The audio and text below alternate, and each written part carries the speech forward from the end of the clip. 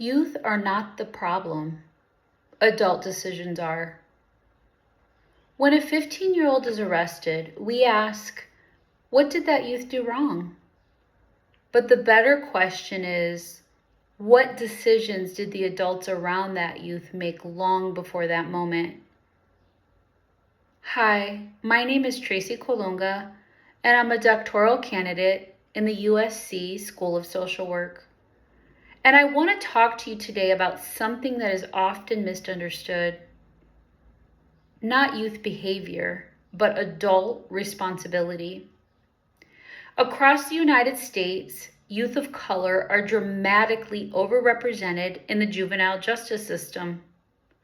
Black youth have a 733% higher arrest rate than their white peers. In Los Angeles County, nearly 94% of youth in juvenile halls are Black or Latino. Now I want you to pause for a moment, because these are not just statistics.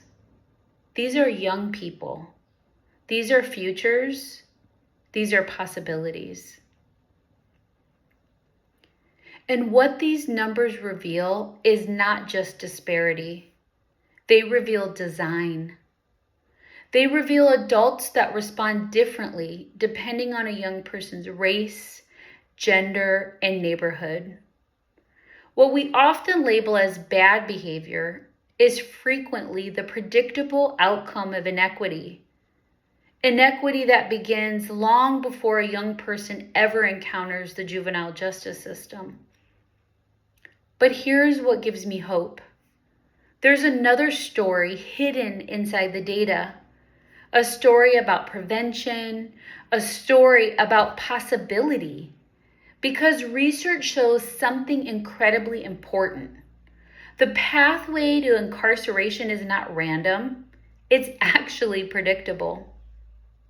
We can see warning signs years in advance: poverty, school disengagement, housing instability, trauma exposure, the absence of a trusted adult. These are not surprises, these are signals. And when communities respond early with mentorship, with support, with connection, outcomes change dramatically. Let me paint a picture for you.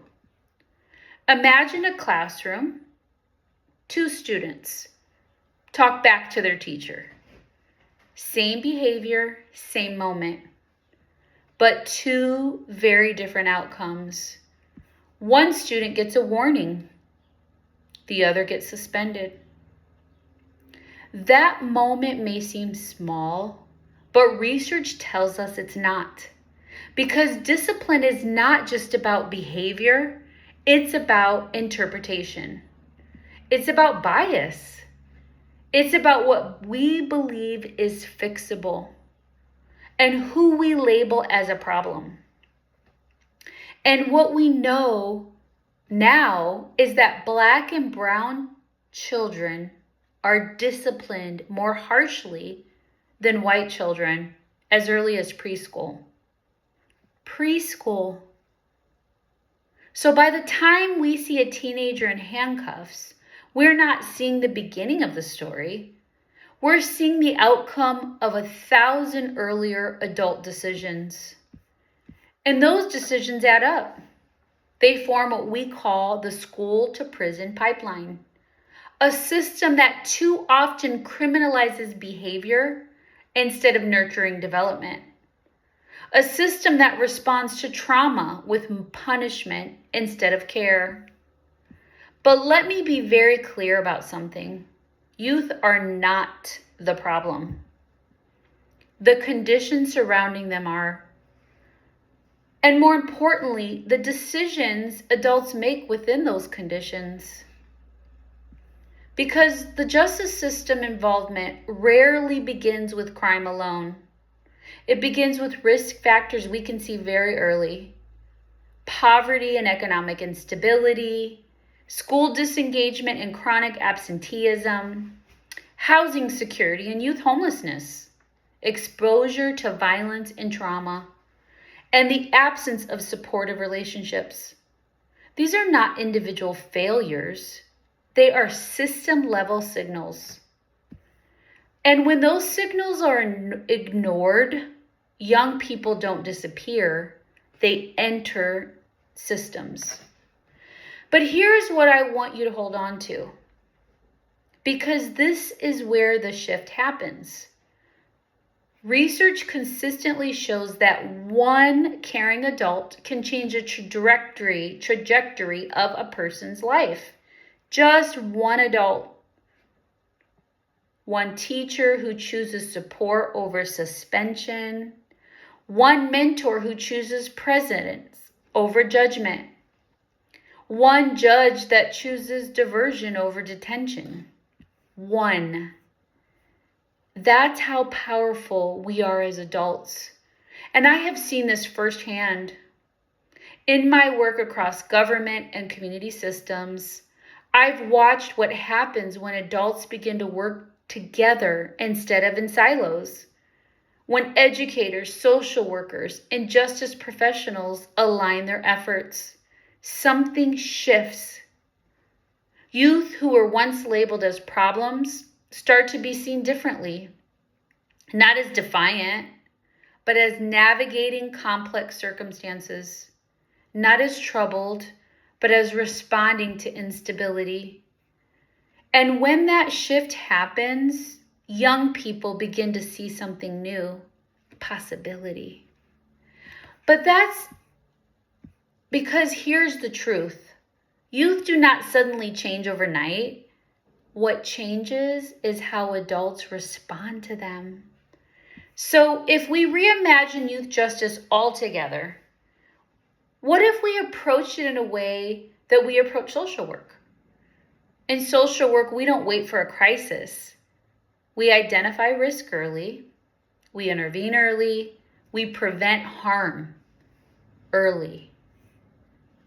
So what would that look like for young people?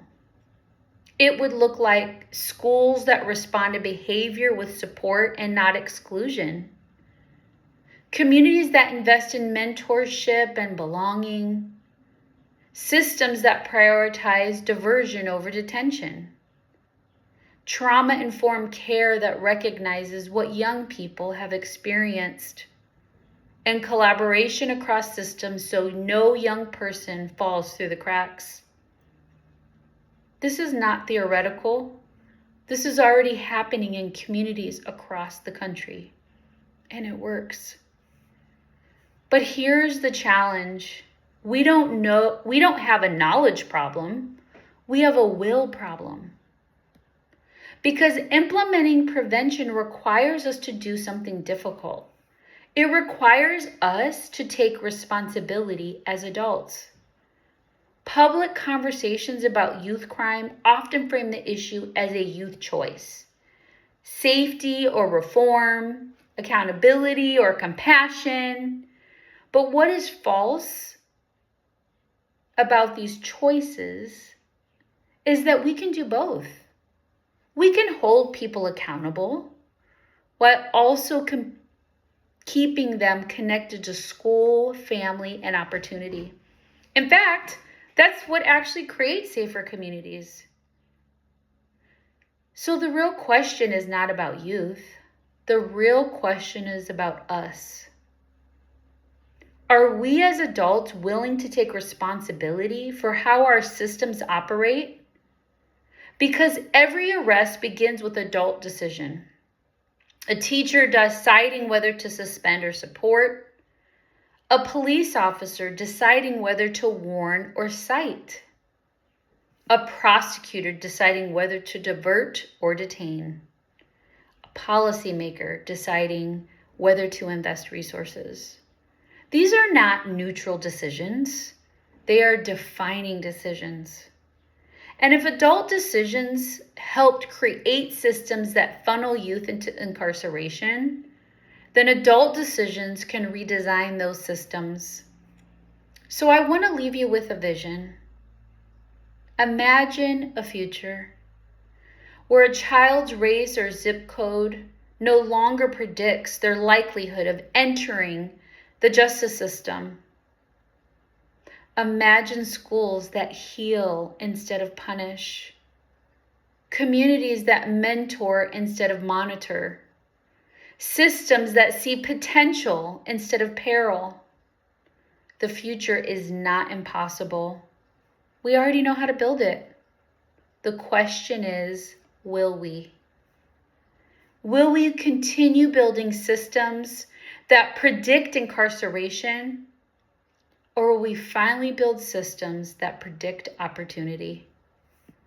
Because when we change how adults respond to youth, we do more than reform systems. We rewrite futures, and we change the trajectory of entire communities. Thank you.